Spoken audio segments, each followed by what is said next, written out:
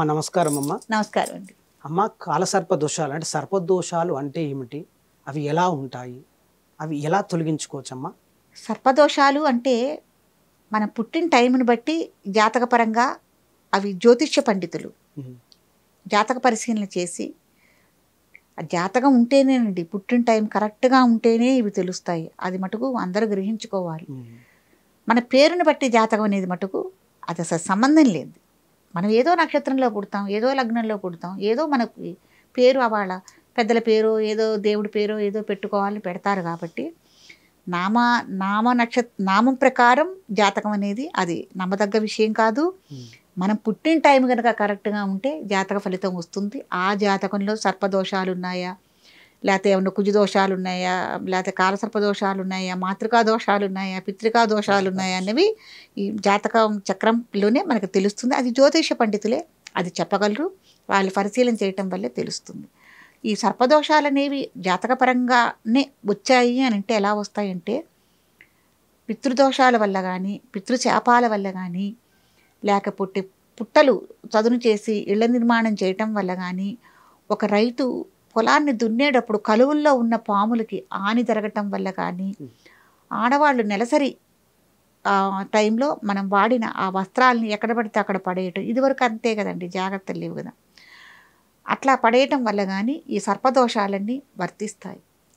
అవి ఎలా ఉన్నాయి, ఒకవేళ జాతకం లేదు, మనకి జాతకం లేదు, పుట్టిన టైం లేదు, మనం ఈ సర్పదోషాలు ఉన్నాయి అనేది ఎలా తెలుసుకోవాలి అని అంటే ఇంట్లో మనకి సిగ్నల్స్ అంటే కనిపిస్తూనే ఉంటాయండి. సర్పదోషాలు ఉన్నాయి అని అనటానికి ఎలా అంటే భార్యాభర్తల మధ్య సఖ్యత లేకపోవటం, పిల్లలు పుట్టిపోవటం, అసలు సంతానం లేకపోవటం, తర్వాత అవిటి పిల్లలు పుట్టడం, ఇవన్నీ సర్పదోషాలే.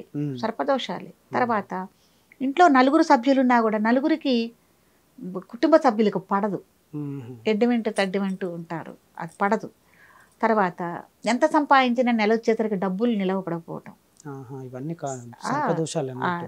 డబ్బులు నిలబడకపోవటం, ఏమవుతుందో తెలియదు. నలుగురు సంపాదిస్తారు బాగానే, నెల వచ్చేసరికి జ్వరమో దగ్గో జలుపో ఎవరో ఒక్కొక్కళ్ళకి ఇంట్లో అలా అనారోగ్య సమస్యల వల్ల కానీ దేనివల్ల కానీ అనవసరంగా హాస్పిటల్కి ఖర్చు పెట్టడం, ఆ డబ్బులు వృధాగా ఖర్చు అవ్వటం అనేది, డబ్బు సంపాదన నిలబడకపోవటం. తర్వాత ఈ పిల్లలకి చదువుకోవాలనే ధ్యాస రాకపోవటం. పిల్లలు ఎవరైనా చదువుకునే వాళ్ళు ఉంటే చదువుకోవాలనేది బుద్ధి అనేది కలగదు, మనం నికరంగా మంచిగా చదువుకోవాలి అని. తల్లికి సర్పదోషం ఉంటే అది పిల్లలకు కూడా వర్తిస్తుందా? ఇప్పుడు తల్లిదండ్రికి సర్పదోషం ఉంటేనే కాదండి, పెద్దలకి 7 తరాల నుంచి ఎవరికి సర్పదోషం ఉన్నా కూడా ఈ కుటుంబానికి వర్తిస్తుంది. Okay okay madam. అననే మనకు శాస్త్రం చెప్తోంది, పండితులు చెప్తున్నారు, జ్యోతిషులు చెప్తున్నారు, పురోహితులు చెప్తున్నారు, పెద్దవాళ్ళు చెప్తున్నారు. ఇవాళ మనం అనుకునేది కాదు, ఎన్ని యుగాల మించో ఎన్ని కాలాల మించో ఇవన్నీ చెప్పుకుంటూ వస్తున్నారు ఇట్లా ఉంటాయి. అవి మనం జాతకం ఉంటేనే కాదు, లేకపోయినా కూడా ఇట్టా గ్రహించుకోవచ్చు. ఇంట్లో సమస్యలు, ఈ లక్షణాలన్నీ అవే.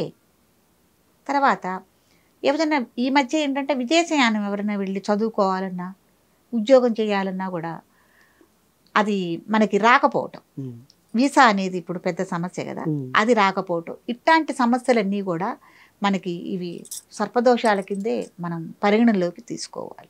ఒకవేళ సర్పదోషం పోయి అంటే తొలగిన తర్వాత సంతానం కలగాలంటే ఏం చేయాలి మేడం గారు?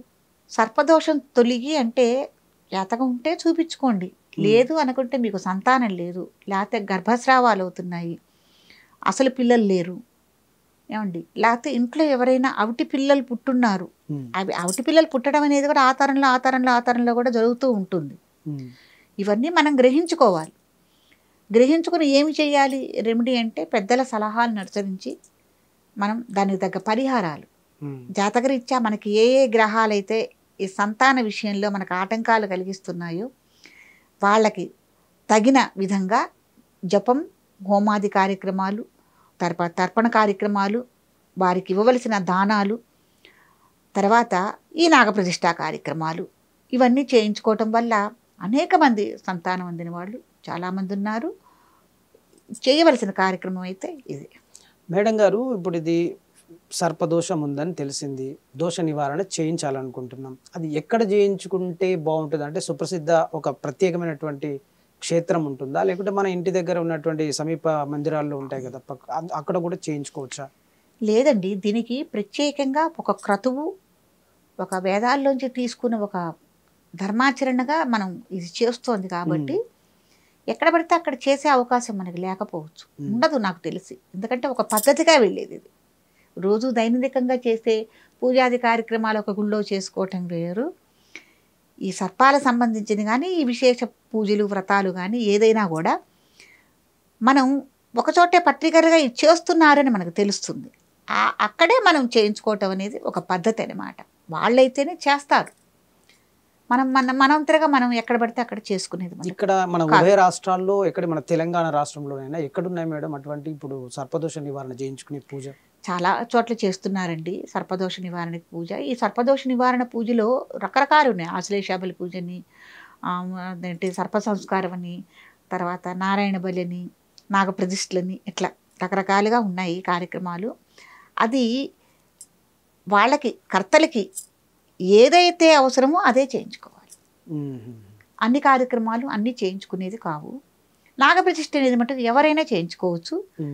ఇది ప్రత్యేకంగా ఏదన్నా ఒక ఘట్టాలు, ఒక దేవస్థానాల్లో ఎక్కడైతే చేస్తున్నారో మనం ఆలోచించుకుని, మనం ఎక్కడైతే నాగప్రతిష్ఠ దలుచుకున్నామో అక్కడ ప్రధాన దైవానికి నిత్యధూపదీప నైవేద్యాలు జరుగుతున్నాయా లేదా, అక్కడ కార్యక్రమం ఎలా చేస్తున్నారు, ఇవన్నీ మనం ఆలోచించుకుని ఈ కార్యక్రమం చేయించుకోవచ్చు.